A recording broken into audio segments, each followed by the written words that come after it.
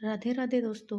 कहते हैं लोग आपस में प्रेम करो, प्यार मोहब्बत से रहो, लेकिन यह बात सिर्फ कहने भर के लिए है। दो लोगों के बीच का प्रेम देख नहीं सकते ये दुनिया वाले। प्रेमी प्रेमिका के ही नहीं, पति पत्नी के प्रेम का भी दुश्मन है ये जमाना। मैं गवाह हूँ एक पति पत्नी के बीच में आए जमाने का। मेरे पड़ोस में एक सीधी सादी बहुत मासूम सी लड़की बहू बनकर आई थी। देखने में सुंदर, स्वभाव से सुशील, व्यवहार कुशल एवं मनमोहक हंसी वाली खुश मिजाज लड़की थी। ब्याह कर ससुराल आई तो सभी का दिल जीत लिया और बहुत खुशी खुशी रहने लगी। सभी के साथ घुल मिलकर रहती थी। पति फौजी था, सो 2 महीने की छुट्टी पूरी करके वापस बॉर्डर पर चला गया। ससुराल वाले उसे मायके भी नहीं जाने देते। घर का सारा काम उसने अपने माथे ले लिया। सास ससुर जेठ जेठानी की तीमारदारी से लेकर जेठानी के 3 3 बच्चों को पढ़ाने लिखाने की जिम्मेवारी तक उसका भी वक्त गुजर जाता था आराम से। लेकिन रात को जब कमरे में जाती थी तब दिल चाहता था कि वो भी अपने पति से कुछ बोलती, कुछ उसकी सुनती, मगर मजबूरी थी। ऐसे में एक ही विकल्प था कि खत में अपनी भावनाएं व्यक्त करे। सो रोज रात को नियमित रूप से खत लिखती और सुबह पोस्ट करने के लिए बच्चों को दे देती। वहां से वह फौजी भी हर रोज खत लिखने लगे। इस तरह मुरझाया चेहरा फिर से खिल गया और दिन अच्छे से बीतने लगा। गाती गुनगुनाती घर का सारा काम निपटा कर जब बिस्तर पर जाती तो अलमारी में उसका खत इंतजार करता हुआ मिलता। वो पगली ऐसे खुश हो जाती जैसे कोई खजाना मिल गया।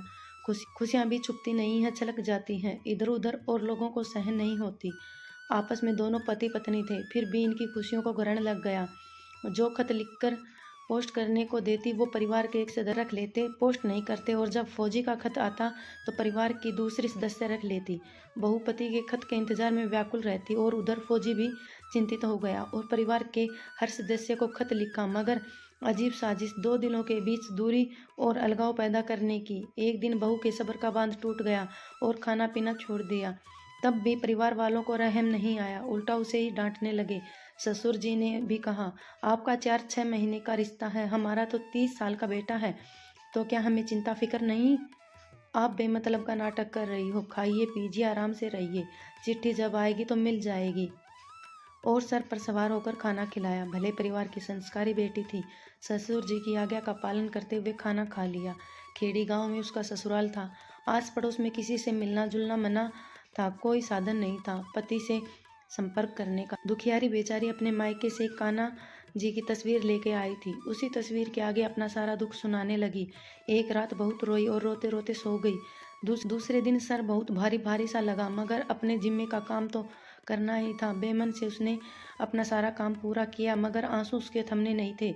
जेठानी की एक बेटी जो सबसे प्रिय थी, उसे चाची का आंसू देखा न गया और उसने चुपके से फौजी का 3 खत लाकर दिए और बोली कि खत आता है लेकिन आपको देने को मना किया है, आप देख लीजिए और दे दीजिए, वापस रखाऊंगी, नहीं तो मेरी बहुत पिटाई होगी। यह खत इसलिए दिखा रही हूँ ताकि आपको विश्वास हो जाए कि आपके पति सही सलामत है और आपको रोज याद करते हैं, खत भी लिखते हैं, और आपका लिखा खत भी पोस्ट करने को मना किया गया है। यह सब सुनकर छोटी बहू रानी बहुत हैरान हुई।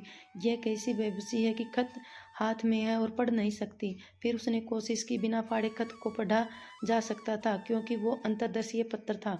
सफल हो गई। वो तीनों खत बारी बारी से पढ़ लिया और फिर उसी स्थान पर रख दिया। इन दोनों की आपस में डील हुई थी कि हर रोज वो चुपके से खत ला कर दे देगी और बहू रानी उसे पार्ले जी का एक पैकेट देगी। उस वक्त 2 रुपए में पार्ले जी का बिस्कुट आता था। इस तरह अपने ही परिवार में अपने पति का खत चोरी चोरी पढ़ना पड़ता था और चोरी चोरी ही खत पोस्ट करवाना पड़ता था।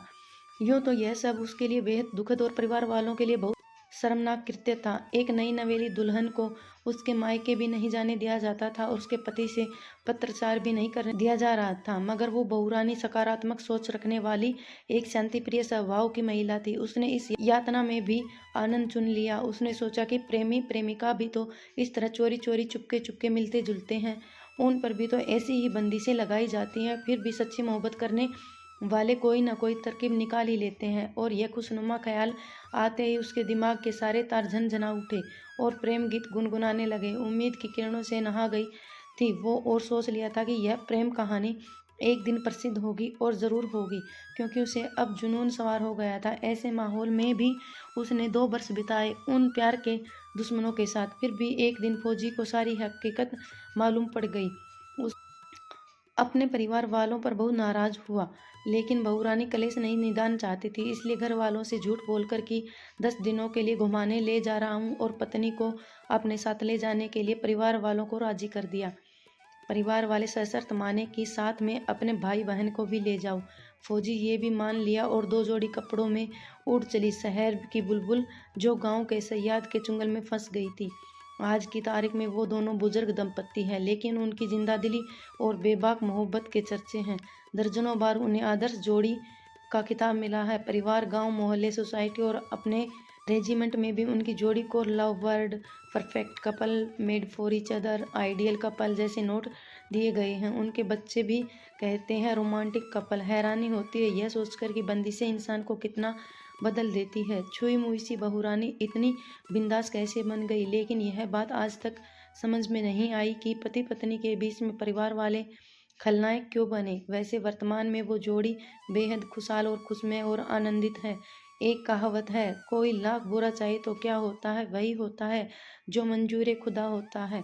ईश्वर की इच्छा सर्वोपरि है। कान्हा जी ने मिला दिया और ऐसा मिलाया कि पति पत्नी की अनोखी प्रेम कहानी दूर दूर तक प्रसिद्ध हो गई। कहाँ तो ये दोनों जुदा होने वाले थे और मिले तो ऐसे मिले कि मिसाल बन गई। राधे राधे।